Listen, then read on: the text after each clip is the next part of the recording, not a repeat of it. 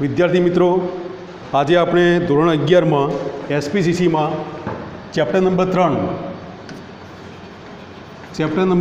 SV વિભાગમાં chapter number 3 વિશે અભ્યાસ કરીશું. કંપનીની સ્થાપના વિધિ. મિત્રો, તેની વ્યાખ્યા હું સમજાવી દઉં.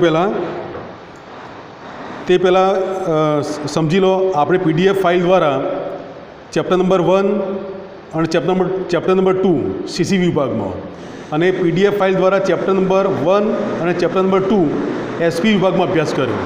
તો આજે હું તમને ચેપ્ટર નંબર 3 કંપની સ્થાપના વિધિ વિશે ચર્ચા કરીશ. તો કંપનીની સ્થાપના વિધિની વ્યાખ્યા તમે સમજી લો મિત્રો.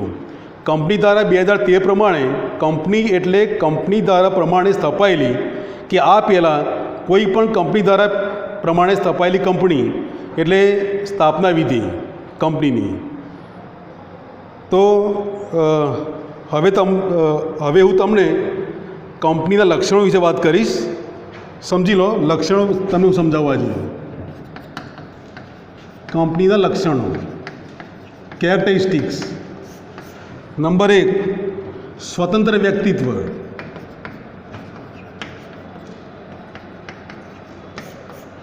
તો મિત્રો, કંપનીનું વ્યક્તિત્વ સ્વતંત્ર છે અને કૃત્રિમ છે, બરાબર. આ એક વિશિષ્ટ લક્ષણ છે. આ એક ખાસ યાદ રાખજો. નંબર 2, લક્ષણોમાં નંબર 2, કંપનીના સભ્યોની મર્યાદિત જવાબદારી.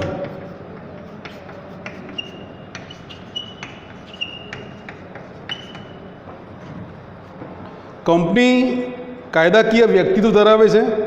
કંપની વ્યક્તિ તરીકે સંપત્તિ તેમજ જવાબદારીની માલિક છે, બરાબર. પરંતુ સભ્યોની જવાબદારીની માલિક છે. સભ્યોની જવાબદારી તેમને ધારણ કરેલા શેર પૂરતી જ મર્યાદિત રહે છે, એટલું યાદ રાખજો. આની જવાબદારી શેર પૂરતી મર્યાદિત રહે છે, બરાબર. ત્રીજું લક્ષણ, કાયમી અસ્તિત્વ. આ ત્રીજું લક્ષણ છે મિત્રો. કંપની કૃત્રિમ વ્યક્તિત્વ ધરાવતી વ્યક્તિ છે, કુદરતી નહીં. હો, કંપનીનું વ્યક્તિત્વ કુદરતી નથી, કૃત્રિમ છે. સભ્યોના મૃત્યુ કે માંદગીને કંપનીના અસ્તિત્વ પર કોઈ અસર પડતી નથી. સભ્ય બીમાર હોય કે એનું મૃત્યુ થાય તો તેમના કંપનીના અસ્તિત્વ પર કોઈ અસર થતી નથી. એ તો ચાલુ જ રહે છે, બરાબર. એનો વહીવટ ચાલુ રહે છે. નંબર 4, અલગ મિલકત. મિત્રો, આ ચોથું લક્ષણ છે. કંપની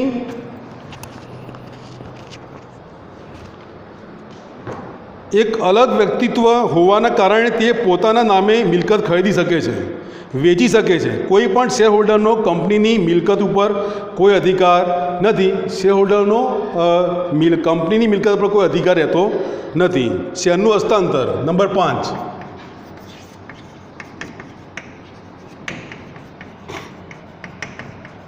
શેરનું હસ્તાંતર, બરાબર. એટલે શેરની ફેરબદલી થઈ શકે છે. આમાં એક વ્યક્તિ બીજી વ્યક્તિને શેર આપી શકે છે. કંપનીના નિયમનપત્રમાં જણાવ્યા અનુસાર શેરોનું હસ્તાંતર ફેરબદલી થઈ શકે છે. એ કંપનીનું મહત્વનું લક્ષણ છે, બરાબર. નંબર 6,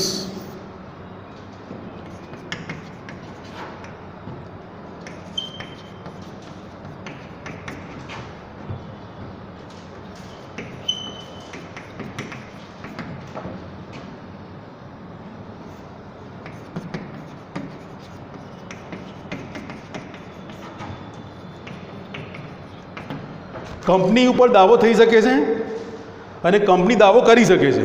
કંપની કાયદાની નજરમાં એક કાયદાકીય વ્યક્તિ હોવાના કારણે તે કોઈની પણ સામે કાયદાકીય પગલાં લઈ શકે છે અને દાવો પણ કરી શકે છે, બરાબર. તેવી રીતે કોઈ પણ ત્રાહિત વ્યક્તિ કંપનીના કરાર ભંગ કે અન્ય કારણસર કંપની સામે દાવો કરી શકે છે. વ્યવસાયિક સંચાલન. નંબર 7,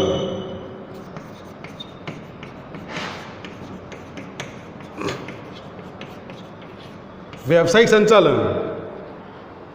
કોર્પોરેટ ક્ષેત્ર વ્યવસાયિક મેનેજરોને આકર્ષવાની ક્ષમતા ધરાવે છે.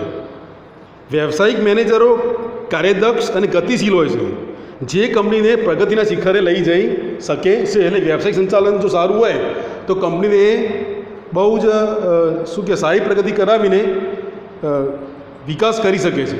નાણાકીય વ્યવસ્થા નંબર 8.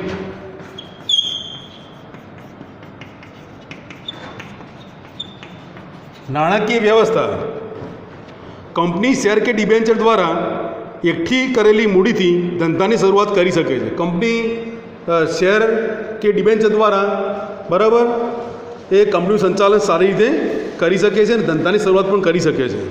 હવે આ થયા લક્ષણો. ફરી રિવાઇઝન કરી લો. રિવિઝન. લક્ષણો: સ્વતંત્ર વ્યક્તિત્વ, કંપનીના સભ્યોની મર્યાદિત જવાબદારી, કાયમી અસ્તિત્વ, અલગ મિલકત, શેરનું હસ્તાંતર એટલે ફેરબદલી, કંપની ઉપર દાવો થઈ શકે છે, કંપની દાવો કરી શકે છે, વ્યવસાયિક સંચાલન અને નાણાકીય વ્યવસ્થા. આ એના લક્ષણો થયા. હવે હું તમને કંપની સ્થાપના વિધિના તબક્કા સમજાવીશ.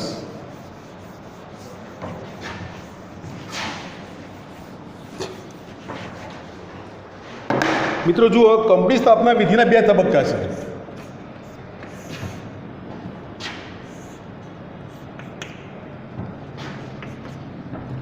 નંબર 1, સ્થાપના પહેલાનો તબક્કો.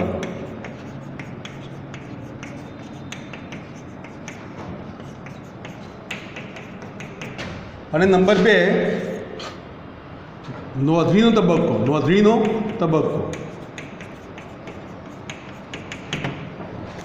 2 તબક્કા છે ખાસ, એટલું યાદ રાખજો મિત્રો. બરાબર. પહેલો છે સ્થાપના પહેલાનો તબક્કો, બરાબર, એટલે કે નોંધણી પહેલાનો તબક્કો.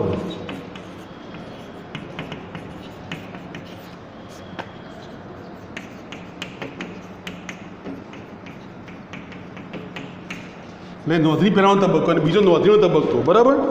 હવે તમને ચર્ચા કરીશ આના મુદ્દાઓની. આ 2 તબક્કા ખાસ મહત્ત્વના છે. એમાં પહેલો તબક્કો હું તમને સમજાવું અત્યારે. તો એના મુદ્દા આવશે. નંબર 1, ધંધાની સ્થાપનાનો વિચાર.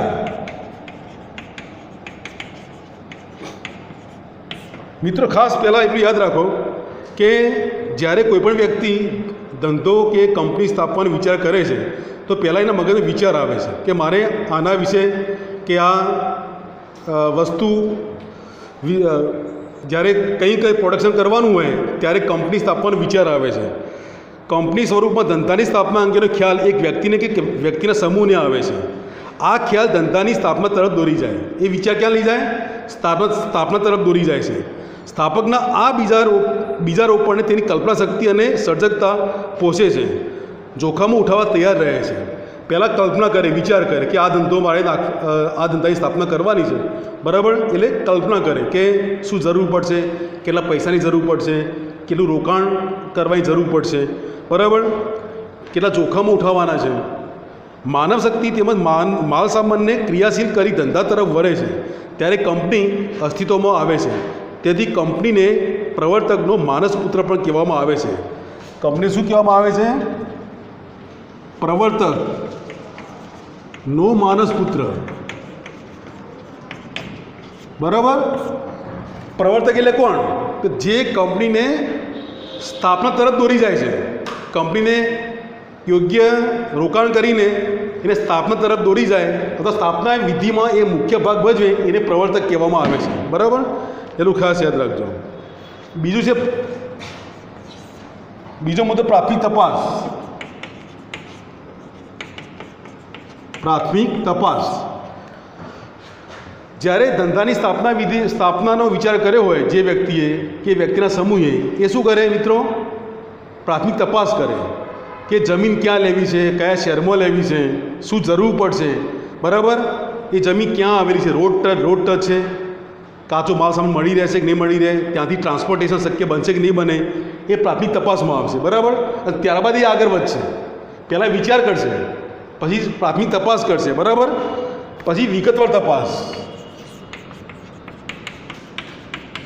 વિગતવાર તપાસમાં મેં તમને કહ્યું તે પ્રમાણે જે પ્રાથમિક તપાસમાં જે વિચાર કર્યો હોય એની વિગતવાર તપાસ થાય. બરાબર. એમાં તો ખાસ કરીને વિસ્તૃત તપાસ કરવામાં આવે કે આના પરિણામો કેવા આવશે, સારા આવશે કે વિપરીત આવશે, સરકારી નીતિ શું હોય, કાનૂની નિયંત્રણો કેવા હોય, કાચા માલની પ્રાપ્તિ, માંગ, પુરવઠાની સ્થિતિ, સહાયક સેવાઓની સગવડ વગેરે બાબતો અંગે ચકાસણી કરી તપાસ કરવામાં આવે છે. બરાબર. વિગતવાર તપાસથી ચિત્ર સ્પષ્ટ બને છે કે ધંધાની સ્થાપના કરવી કે નહીં, અથવા તો આગળ વધવું કે નહીં, બરાબર, અથવા યોજના પડતી મૂકવી કે આગળ ચલાવવી, તે બધી બાબતોનો અભ્યાસ આ વિગતવાર તપાસ કરવામાં આવે છે. મિત્રો, સામાન્ય દુકાન રાખવી હોય તો પણ આપણે કેટલી તપાસ કરીએ છીએ, બરાબર, કે આ દુકાન ચાલશે કે નહીં ચાલે, ચાલશે તો કેવી ચાલશે, એના પરિણામ સારા આવશે ખોટા આવશે, બરાબર. એટલે દરેક વસ્તુની વિગતવાર તપાસ કરવામાં આવે એ સારી વસ્તુ છે. નંબર 4,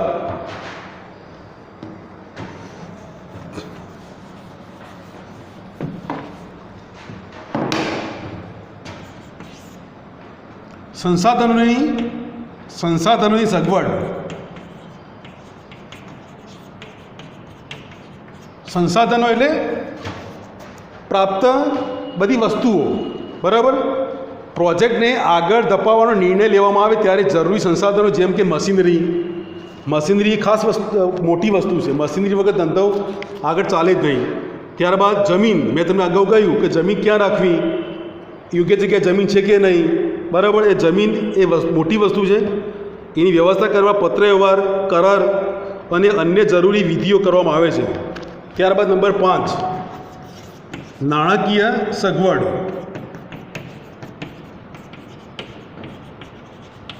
વ્યવસ્થા અથવા સગવડ આ મોટું પરિબળ છે. મિત્રો, નાણાં વગર કંપની સ્થાપના વિધિ શક્ય જ નથી, બરાબર. એટલે નાણાકીય પરિબળ એ મોટું પરિબળ છે. જે સાધનો કે મિલકતો ખરીદવા માટે અને સ્થાપના અંગેની જરૂરી ખર્ચાઓ આવશ્યક બનશે તે અંગે નાણાકીય બાબતોની વિચારણા હાથ ધરવામાં આવે છે. કારણ કે નાણાંનું રોકાણ કરવાનું હોય તો ખોટ જાય ના ચાલે. એટલે જો નાણાકીયની વ્યવસ્થા કરવાની હોય તો એનું યોગ્ય પરિણામ મળે તે બાબતે પણ તેની વિચારણા કરવામાં આવે છે.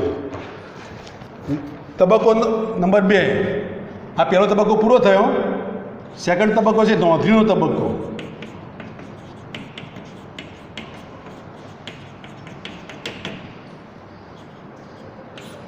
એમાં પહેલું પરિબળ આવશે આવેદનપત્ર. આવેદનપત્ર એ મુખ્ય દસ્તાવેજ છે. આપણે તેને અંગ્રેજીમાં શું કહીશું? મેમોરેન્ડમ ઓફ એસોસિએશન, બરાબર. કંપનીનો મૂળભૂત દસ્તાવેજ છે, પાયાનો દસ્તાવેજ છે. આ આવેદનપત્રમાં કેટલીક કલમો હોય છે જેના આધારે ધ્યેય અને કાર્યક્ષેત્ર નક્કી થાય છે. આ આવેદનપત્રમાં કંપનીનું નામ હોય, ધ્યેય હોય, મૂડી હોય, સભ્યોની જવાબદારી હોય, રજિસ્ટર્ડ ઓફિસ દર્શાવવામાં આવે છે. આમાં આવેદનપત્ર દ્વારા કાર્યક્ષેત્ર નક્કી થાય, બરાબર. નંબર 2, નિયમનપત્ર. આ પણ મુખ્ય દસ્તાવેજ છે. નિયમનપત્ર એ કંપનીનો આંતરિક વહીવટ અને ધારાધોરણ દર્શાવતો દસ્તાવેજ છે. આવેદનપત્રમાં કંપનીનું ધ્યેય નક્કી થાય છે, તેને સાકાર કરવા નિયમિત નીતિ નિયમો નક્કી કરવામાં આવે છે. નિયમનપત્ર શું નક્કી કરે છે? નીતિ નિયમો નક્કી કરે છે. અને આવેદનપત્ર કાર્યક્ષેત્ર નક્કી કરે છે. સંચાલકોની યાદી.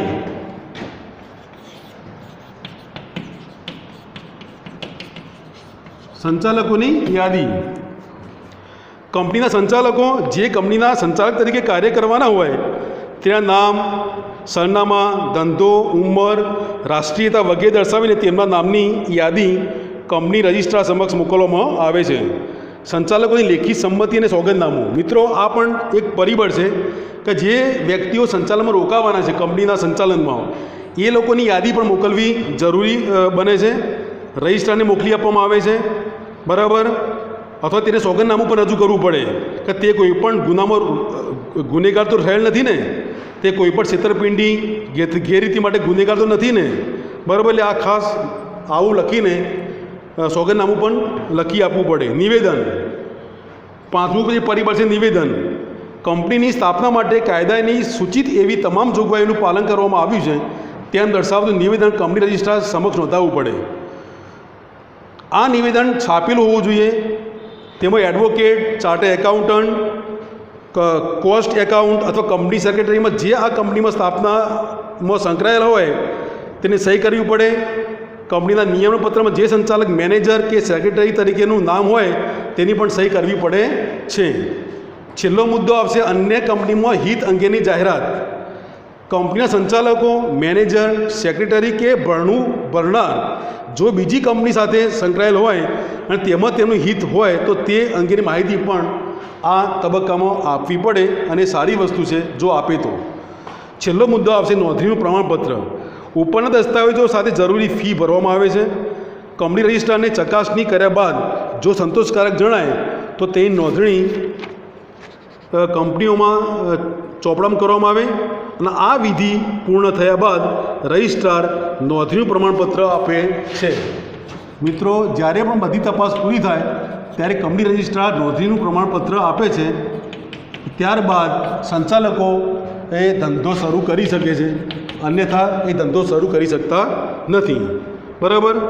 કંપની રજિસ્ટ્રાર કંપની નોંધણી પ્રમાણપત્ર આપવાની સાથે તેમની કંપની ઓળખ નંબર, કોર્પોરેટ આઇડેન્ટિટી નંબર પણ ફાળવે છે અને એ નંબર ફાળવ્યા બાદ સંપૂર્ણપણે ધંધો શરૂ થાય છે. તો મિત્રો, આજે મેં તમને કંપની સ્થાપના વિધિ, એના તબક્કા, એના લક્ષણો વિશે મેં સમજૂતી આપી. તો તમે સારી રીતે મહેનત કરશો એવી અપેક્ષા સાથે હું પૂર્ણ કરું છું. જય હિન્દ, જય ભારત.